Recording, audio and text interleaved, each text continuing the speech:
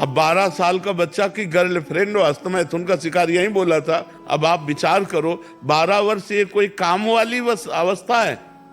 20-22 वर्ष तक ब्रह्मचर्य रहो, इसके बाद माता पिता की अनुमति से धर्मयुक्त ब्याह करो और फिर गृहस्थी में जाओ, तब तो बात समझ में आवे।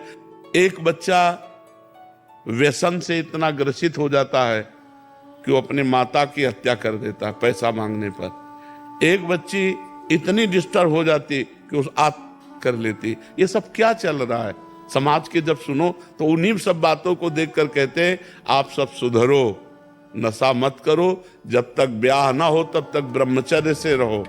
मित्रता करना पाप नहीं है, व्यभिचार करना पाप है।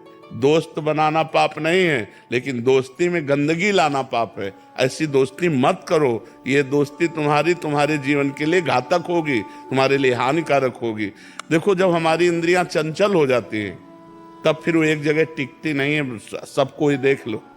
तो आप लोग आए हो संत समागम के लिए तो गंदगी छोड़ो, बुरे आचरण छोड़ो। इनमें कभी शांति नहीं है, इनमें कभी सुख नहीं है। वो तत्कालिक अनुभव होता है, परिणाम उनका बड़ा हानिकारक भयानक होता है। इसलिए अच्छे बच्चे बनो, अच्छे गृहस्थ बनो, अच्छे समाज सेवी बनो, जिससे मनुष्य जीवन का लाभ प्राप्त हो। मनुष्य जीवन सूकर कुकर की तरह भोग करके नष्ट कर देना नहीं है, संयम से चलकर भगवान को प्राप्त करना है। ये मनुष्य जीवन भगवत प्रसन्नता के लिए मिला है।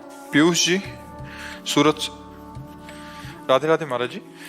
महाराज जी, सादर चरण स्पर्श। महाराज जी, प्रार्थना करते समय द्वंद्व में रहता हूँ। एक मन ईश्वर के सामने धन की लालसा करता है, दूसरा कहता है ईश्वर से धन की लालसा जैसी छोटी लालसा मत कर, जो मिलेगा सबसे अच्छा होगा। महाराज जी ऐसा? हाँ, उत्तम बात तो है, लेकिन जब हमें आवश्यकता है, हम भगवान को अपना मानते हैं, तो हम भगवान से प्रार्थना कर सकते हैं। भगवान ने गीता जी में 4 प्रकार के भक्त स्वयं बताए हैं।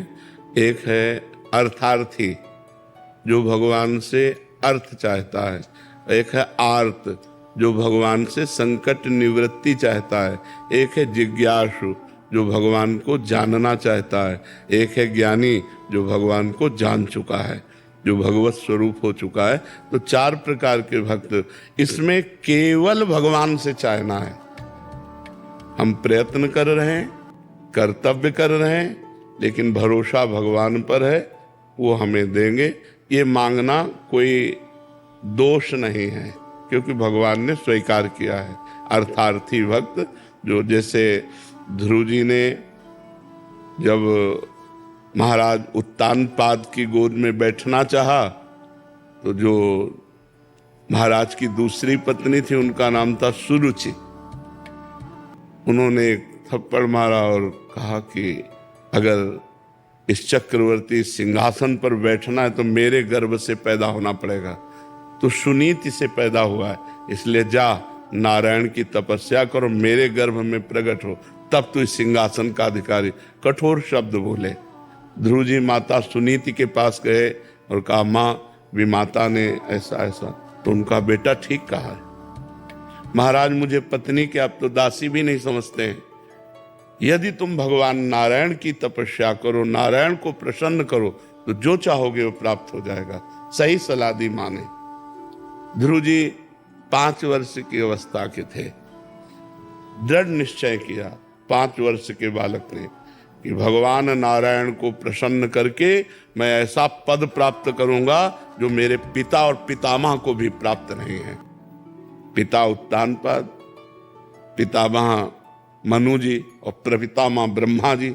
ज्यादा सृष्टि नहीं, बिल्कुल नजदीक ही है। ध्रुव जी निकले नगर से बाहर, तो जब कोई भजन करने का भाव करता है तो भगवान किसी संत से मिला देते हैं। तो देवर्षि नारद जी मिल गए। देवर्षि नारद जी को प्रणाम किया ध्रुव जी ने। तो ध्रुव जी से पूछा कि तुम 5 वर्ष की अवस्था के हो और बिना किसी सुरक्षा के राजकुमार हो, कहाँ जा रहे हो? तो उन्होंने कहा, मैंने निश्चय किया है कि मैं एकांत क्षेत्र में जाकर भगवान का भजन करके भगवान नारायण को प्रसन्न करूंगा।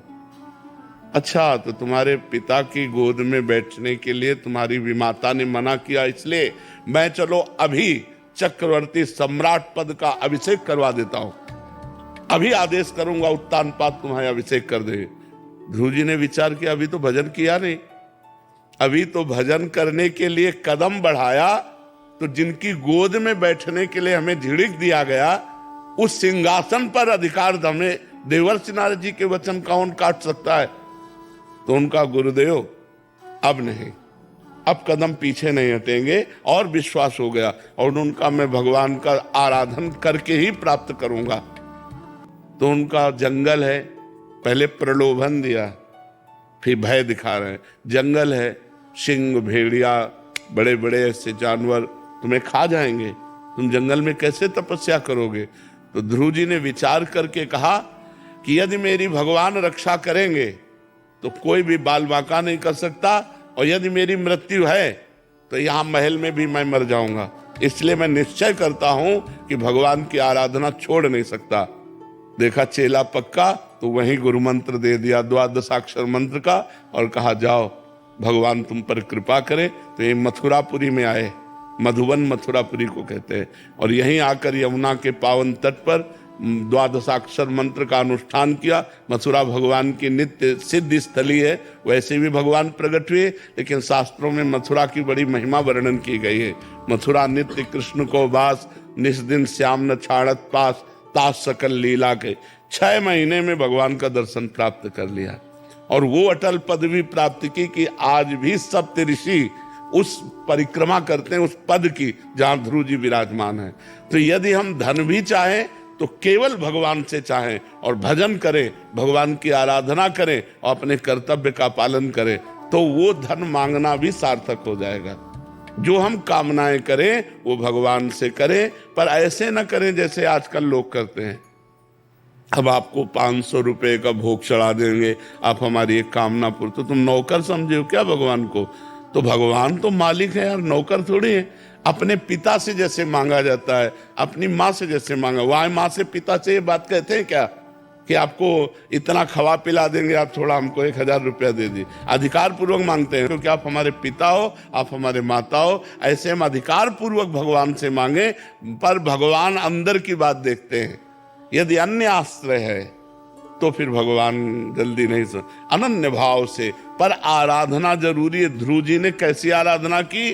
एक चुल्लू जल पी करके, फिर पत्ता सूखा खाकर, फिर उसको भी छोड़ दिया, वायु पीकर 6 महीने में भगवान को अपने सामने प्रकट कर लिया। तो हम आराधना, अब पीते हैं शराब, खाते हैं गंदे भोजन, मनमानी आचरण करते हैं, बोले भगवान हमारी कामना पूर्ण से पूर्ण हो जाएगी।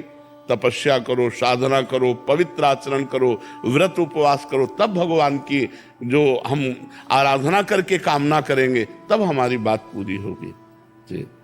गहना होटवानी जी। राधे राधे। राधे राधे महाराज जी। महाराज जी, आप पूछ रहे हैं कि भक्ति में कोई व्यक्ति किस प्रकार इतना गहरा हो सकता है कि वो लोगों का इस पे प्रभाव न पड़े और मन को स्थिर रखकर सांसारिक सुख और व्यक्तिगत बंधनों से सच्चा वैराग्य विकसित। देखो, जितना भजन करोगे उतने तुम्हारा मन बलवान होता जाएगा। निर्मल और बलवान मन मान अपमान सुख दुख लाभ हानि सबको सह जाता है। मलिन और कमजोर मन भोगों में जाता है। इतना मलिन कमजोर हो जाता है कि एक आदमी तंबाकू भी नहीं छोड़ सकता। अगर वो तंबाकू खाता है, उसे को छोड़ने के बाद तो उसे डर लगता है, गलत आदतें नहीं छोड़ सकता। ये कमजोर मन की बात है। और जब बलवान मन हो जाता है तो पूरे विश्व का त्याग कर सकता है, वो सर्वस्व का त्याग कर सकता है। इसलिए नाम जप करो, नाम जप करने से मन पवित्र और बलवान होता है। जितना नाम जप करोगे उतने तुम्हारा मन पवित्र और बलवान होता चला जाएगा। इसमें पैसा नहीं खर्चा होता। उठते बैठते चलते फिरते राधा राधा राधा राधा राधा आप करके देख लो, बहुत आनंद का अनुभव होगा। जितना आनंद मन में आएगा उतनी गंदी बातें छूटती चली जाएंगी, और जितना मन सूखा रहेगा उतना ही वो बाहर आनंद की खोज करेगा। और बाहर आनंद है नहीं तो भागा घूमेगा इस व्यक्ति से उस व्यक्ति, इस स्थान से उस स्थान, इस वस्तु से उस वस्तु, और उसे सुख कभी मिलेगा नहीं।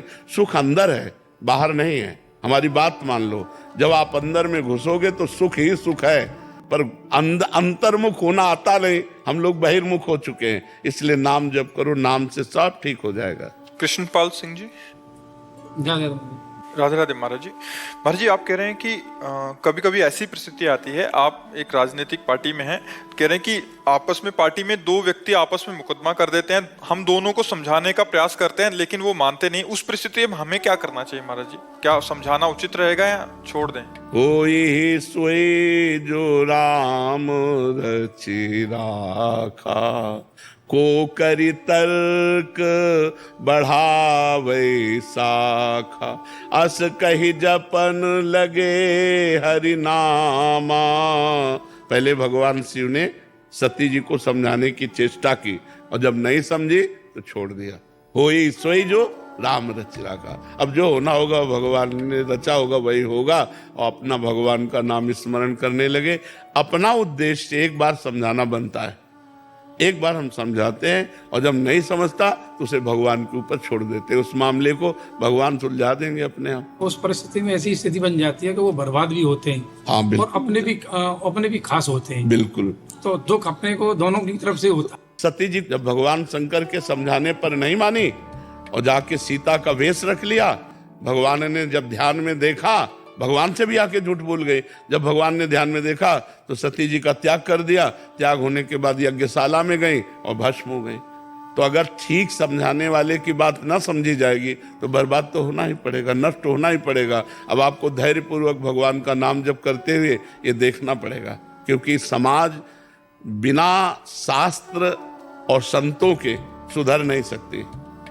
आपस का राग द्वेष, आप एक बढ़ रहा है तो दूसरा ईर्ष्या कर रहा है, जरा जरा सी बात में लड़ाई झगड़ा हो रहा है। हम संतोष, धैर्यवान, गंभीर तभी बनेंगे जब शास्त्र स्वाध्याय करें, भगवान की आराधना करें, नाम जप करें। अब कहाँ शंकर जी के मंदिर गांव गांव बने हैं, लेकिन गांव के कितने लोग पानी चढ़ाने जाते हैं हमें ये बताओ। मंदिर बने हैं, बड़े बड़े मंदिर बने, लेकिन एक लोटा केवल स्नान करके चले जाओ और जल चढ़ाया तो तुम्हारी बुद्धि शुद्ध हो जाए, थोड़ी आराधना तो कर लो। लेकिन नहीं, अब तो चलने लगा है बेड टी।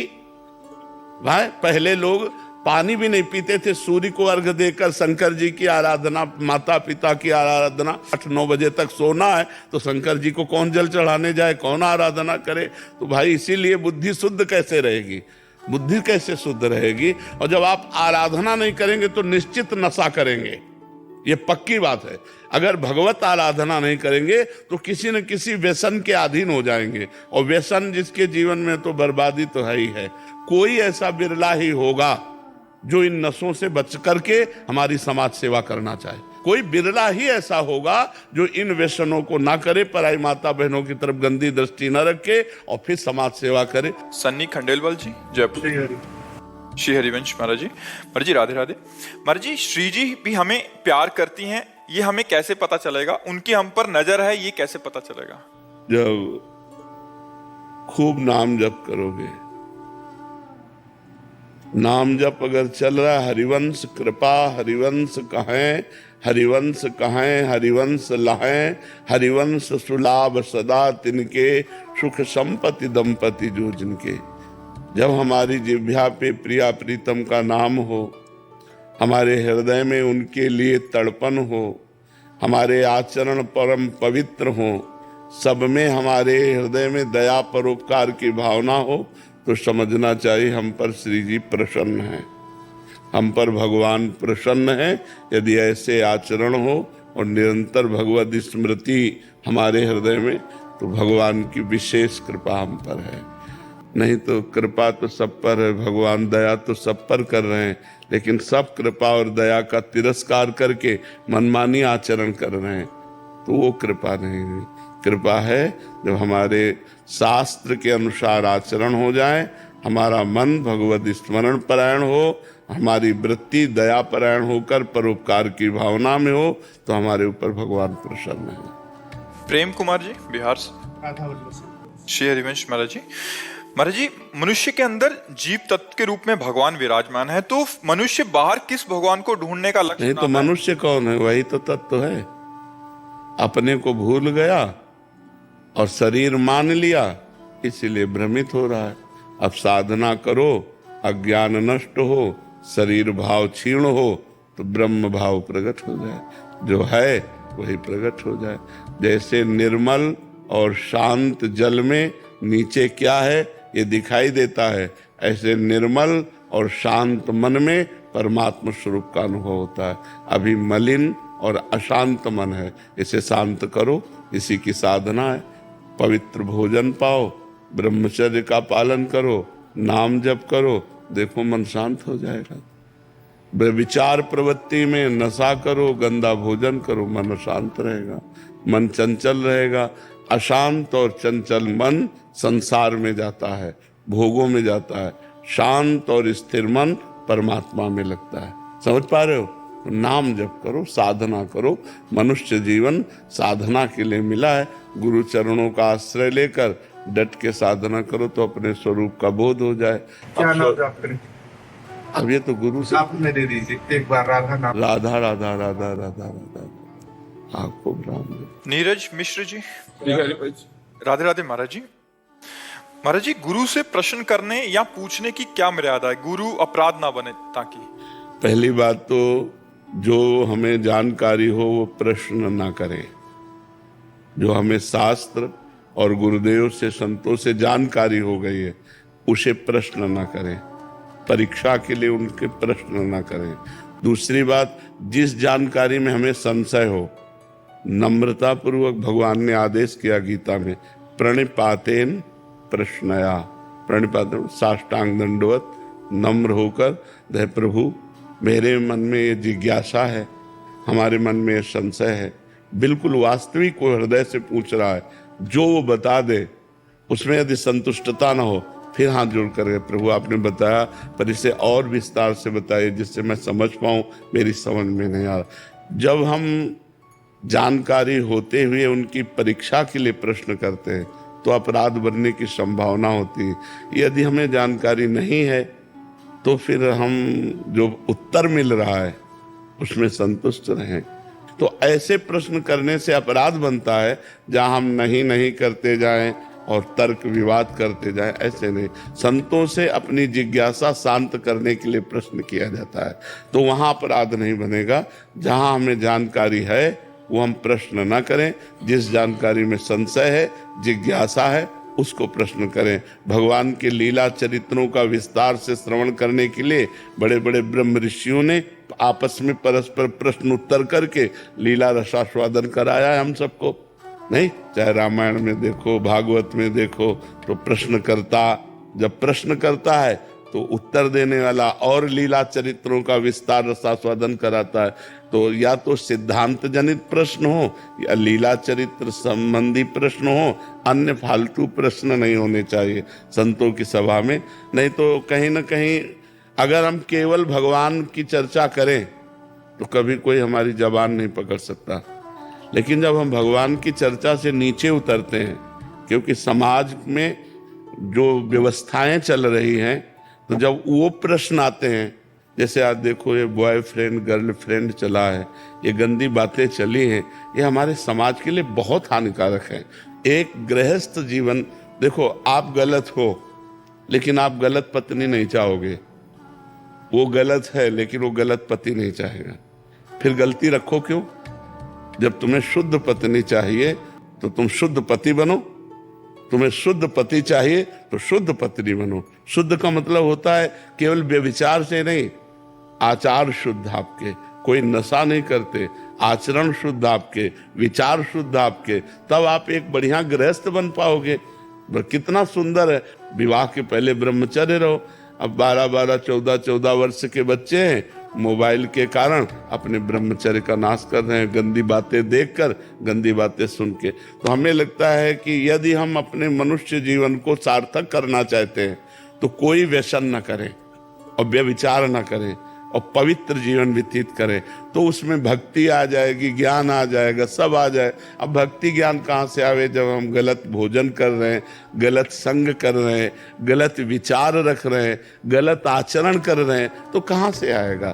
तो अगर आप लोग सुधरें, आप लोग अच्छे, तो हमारी समाज सुधर गई, हमारा भारत सुधर गया।